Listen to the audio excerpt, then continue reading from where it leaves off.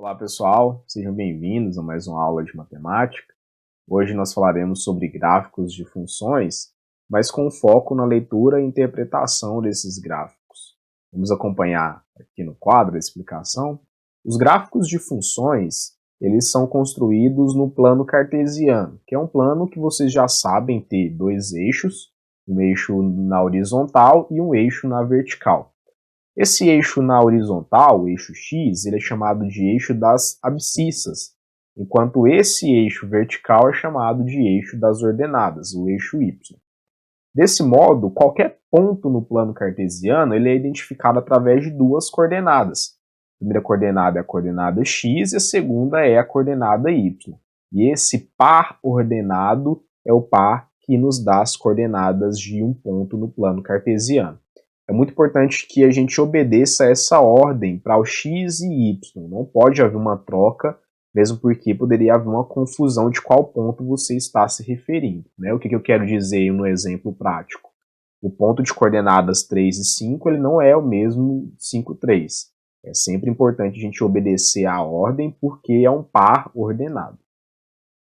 Esse ponto aqui, que é o ponto de encontro, de interseção dos dois eixos, é chamado de origem, e obviamente ele tem coordenadas 0 e 0, e nós representamos aqui pela letra O de origem. Tá? Além do mais, esses dois eixos cartesianos dividem o plano em 4 regiões, que nós chamamos de quadrantes. Essa primeira região é o primeiro quadrante, a segunda região é o segundo quadrante, na terceira região aqui, terceiro quadrante, a última, quarto quadrante. Tudo bem? Bom, relembrado aí o conceito de plano cartesiano, nós vamos passar a um exercício para poder aprender a fazer a leitura e interpretação de gráficos de funções. O enunciado diz assim: o gráfico abaixo representa uma função f, esse aqui é o domínio da nossa função e esse outro conjunto é o contradomínio, você tem que saber disso. E aqui a gente tem a representação gráfica, o gráfico da nossa função, tá? E aqui ele vai fazendo algumas perguntas que nós iremos responder. Mas antes de a gente responder essas questões, eu quero fazer aqui uma associação com vocês para que vocês saibam identificar os valores de uma função por meio de um gráfico. Eu tomei aqui um exemplo de um gráfico qualquer, de uma função, essa aqui é a minha função f, que está representada por um gráfico, e nós sabemos que esse eixo aqui é o eixo dos valores de x, e aqui é o eixo dos valores de y, tudo bem? A nossa função, ela está definida ali em um domínio e um contradomínio específico. Nós sabemos também que o y está em função de x, ou seja, que y é igual a f de x, tá bom? Como que acontece essa leitura? Como é que a gente faz a leitura por meio do gráfico da função? Eu vou pegar aqui o meu primeiro valor de x, que eu chamei de x1, só para dar um nome genérico para ele, tá bom? No momento em que eu pegar esse valor de x e fizer uma reta ligando aqui no gráfico, eu vou obter esse ponto, como vocês podem ver. Tá? Esse ponto aqui é o ponto que a gente associa lá ao x1. E se eu faço a ligação aqui agora no eixo y, observe que vai parar nesse lugar aqui, ó. Então, esse valor ele vai ser o valor de f, deixa eu colocar aqui assim, ele vai ser o valor de f de x1, tá?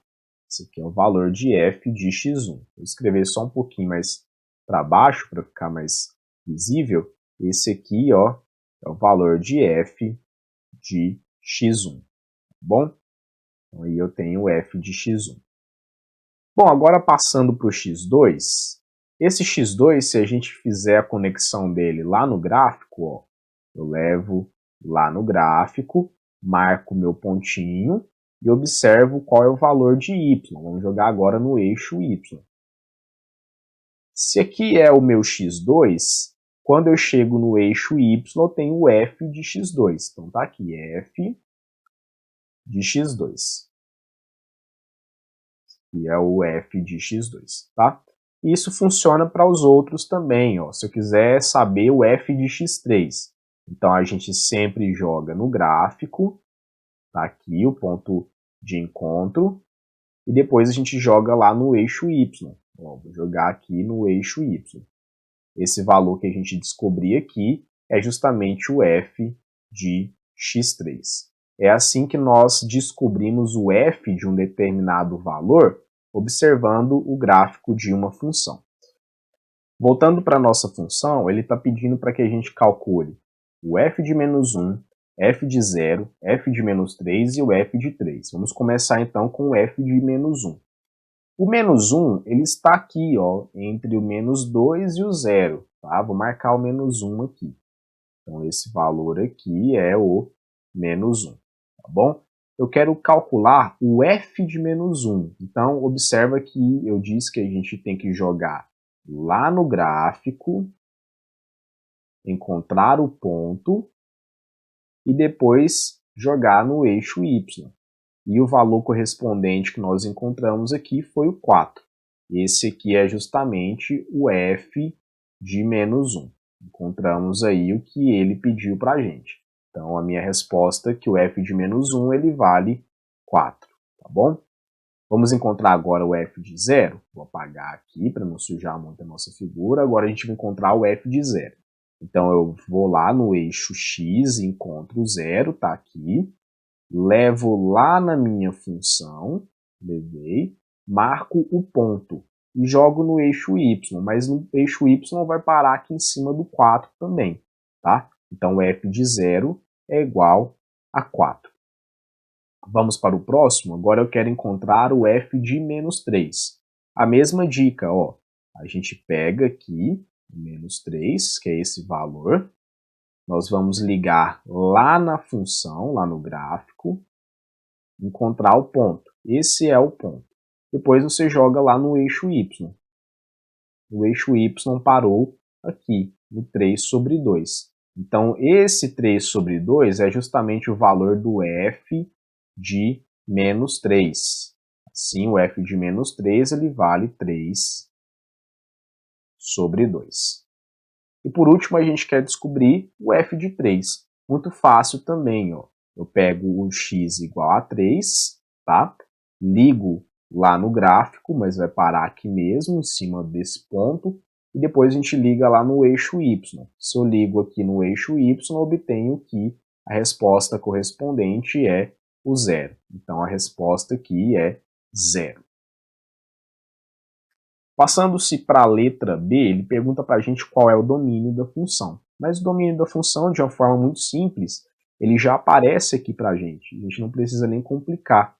Ele está aqui, ó, o domínio da minha função, ou seja, o conjunto na qual a gente pode retirar os valores de x, ele é um intervalo aberto de menos infinito até 9 sobre 2. Então, vamos escrever isso, ó. Ele é um intervalo aberto de menos infinito até o 9 sobre 2.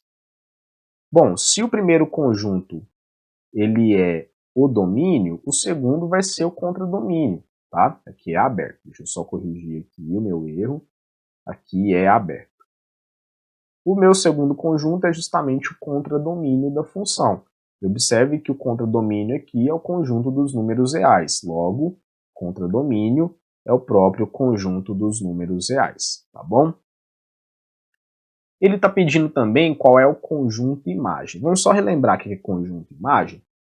Dentro do contradomínio, nós temos o conjunto imagem, que é aquele conjunto formado somente pelos elementos que foram flechados, ou seja, aqueles elementos de y que foram obtidos como respostas da minha função, tá bom? Então, se eu desenhar um diagrama assim, diagrama de flechas, onde eu tenho esses valores para x e esses valores aqui para y, ao fazer a minha conexão, ó, faço a minha conexão aqui por meio da função, esse conjunto aqui dos elementos de y que foram flechados é chamado de imagem da função. Bom, como é que eu identifico a imagem? Através do gráfico de uma função. Observe o seguinte, ó. Quando eu pego um determinado valor de x, por exemplo esse, e jogo na minha função, ele vai parar aqui no 4. Tudo bem. Agora, se eu pego um valor aqui, esse valor de y vai parar aqui. Se eu pego um valor aqui, o valor de y vai parar aqui. Se eu pego um outro valor de x, o valor de y vai parar aqui. Observe que todos os valores de y estão variando nesse intervalo, intervalo que vai de 4 até o menos 7 sobre 2, né? Ou de menos 7 sobre 2 até o 4. Logo, esse aqui é o conjunto imagem da nossa função. No entanto, a gente precisa decidir sobre as extremidades. Essa extremidade aqui vai ser aberta. Por que ela vai ser aberta? Porque esse ponto aqui não pertence ao gráfico, está aberto aqui. Então, obviamente, a extremidade também vai ser aberta. E aqui vai ser fechado, porque esse ponto já pertence ao gráfico da função. O 4 ele é uma coordenada que está em um ponto do gráfico da nossa função. Tá bom? Então, o conjunto imagem ele vai de menos 7 sobre 2 até 4. Então, menos 7 sobre 2 até 4, sendo aberto no menos 7 sobre 2 e fechado no 4. Ok? Na letra E, na letra F e na letra G, ele pergunta onde a função ela é crescente, onde ela é decrescente e onde ela é constante. Vamos ver quais são esses intervalos aí. Olha só, aqui nessa região vocês podem notar que a minha função ela vai crescendo. Conforme a gente vai andando para a direita, essa função ela está crescendo. Tá? Então essa região aqui é uma região de crescimento do gráfico da nossa função. Bom, nesse meio aqui, como vocês podem observar, a nossa função ela admite valores constantes, não há uma mudança de y, ela não cresce nem decresce. Logo, nesse meio aqui, a gente tem uma fase constante da nossa função. E para cá ela já começa a decrescer. Observe que aqui ela vai decrescer até chegar nesse ponto que vocês estão vendo aqui. Tá? Então essa parte aqui agora ela é uma região decrescente do gráfico da minha função. Só que eu preciso saber os intervalos, ou seja, eu preciso saber os valores de x para que a minha função ela seja crescente, decrescente ou constante, tá bom? Ela vai ser crescente do infinito negativo até chegar aqui, menos 2. Ela vai ser constante nesse meio, e ela vai ser constante, e ela vai ser decrescente daqui para cá, tá? Nessa região aqui vermelha. Então são 3 intervalos. A gente tem de menos infinito até chegar no menos 2, que é a fase onde ela é crescente. E aqui eu vou colocar aberto e aberto. Tá? Poderia ser fechado? Poderia. Não tem problema aqui essa segunda extremidade ser fechada. Aqui ela é crescente. Nesse meio, ela é constante, ou seja, de menos 2. De menos 2 até o 3 sobre 2, ela vai ser constante. E na faixa que a gente tem na cor vermelha, que vai de 3 sobre 2 até 9 sobre 2, é onde a minha função ela vai ser decrescente. Tudo bem? Então vamos só anotar essas respostas aqui e levar elas para baixo. Então vou pegar essas respostas aqui, ó. Ela vai ser crescente nesse intervalo. Ela vai ser decrescente nesse intervalo. E ela vai ser constante nesse outro intervalo aqui, como vocês podem ver. Passando agora para o exercício número 17 da lista 3, verifique se cada gráfico abaixo pode ou não representar uma função. Nós precisamos saber se esse gráfico ele vai infringir a definição de função ou não. Existe um critério para que haja uma função, que é a de que os valores de x, cada um deles, só podem se associar a um único valor de y. Mas observando esse primeiro desenho, que é aqui, digamos que uma circunferência, quando nós pegamos um valor de x, por exemplo, aqui, vou pegar um valor de x que é igual a esse aqui, tá? E aí nós fazemos a leitura do y. Para fazer a leitura do y, o que você faz? Você joga lá no gráfico, tá? Aqui nós vamos ter dois pontos de encontro, que são esses dois aqui, e jogamos no eixo y. Tá aí, ó. O que aconteceu? Esse valor de x, ele está associado a dois valores de y, o y1 aqui e y2. Então não pode acontecer isso. Esse gráfico aqui, ele não é um gráfico de função, ele pode ser de uma relação qualquer, no entanto ele não representa uma função, tá? Existe uma regra, que é a da linha vertical, que ajuda com que a gente possa encontrar gráficos, desenhos que representem gráficos de funções e desenhos que não representem. Como é que funciona esse teste da linha vertical? Eu vou pegar uma reta vertical, uma linha reta na vertical, assim, tá? Vou colocar aqui na cor vermelha. E nós vamos passar ao longo da função, nós vamos movimentar ao longo do gráfico da função. Se em todo momento que essa linha passar através do gráfico da função, houver somente um único ponto de encontro, é função, caso contrário não é, tá? O que eu estou querendo dizer é isso aqui, ó. Quando eu movimento aqui a minha reta, se eu posicionar ela aqui, por exemplo, eu tenho dois pontos de encontro. Aqui eu tenho esse ponto de encontro, que é uma interseção, e esse outro aqui. Logo, não pode ser função, tudo bem? Então, essa situação aqui ela já é uma situação onde o gráfico ele não representa uma função, tá? Sempre que você puder, faça esse teste da linha vertical. Passando agora para a letra B, ó, se eu pego essa linha vertical, vou colocar ela aqui agora, e passo ao longo do gráfico da minha função, deixa eu movimentar ele aqui para cima, toda vez que eu passar aqui ao longo do gráfico da função, eu só terei um único ponto de encontro. Observe que se eu deixar aqui, o ponto de encontro é esse, o ponto de interseção, tá? Bom, vou movimentar mais a minha linha vertical, vou jogar ela para cá. Só tem um único ponto de encontro. Então, toda vez que só tiver um único ponto de interseção, ponto de encontro, esse desenho ele pode representar uma função sim, ok?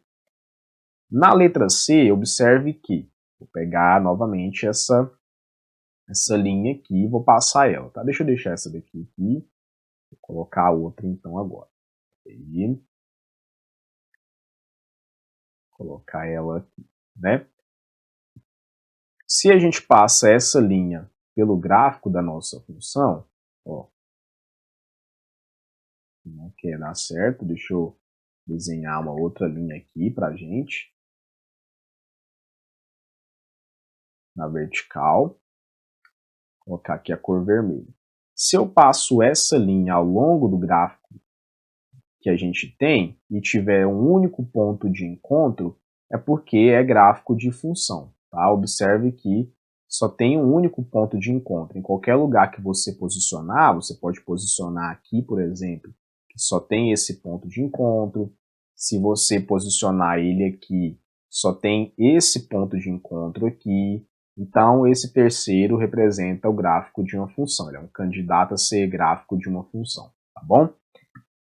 Bom, e aí, o último caso aqui, obviamente, não vai ser de gráfico de função, né? Porque se a gente colocar aqui, ó, observe que eu vou fazer a minha reta e vou posicionar ela lá no gráfico. Nessa região aqui mesmo. Olha o que está acontecendo. Nós temos dois pontos de encontro. Tem um encontro aqui em cima e um encontro aqui embaixo, tá? Logo, não é função, não é gráfico de função essa letra D, ok?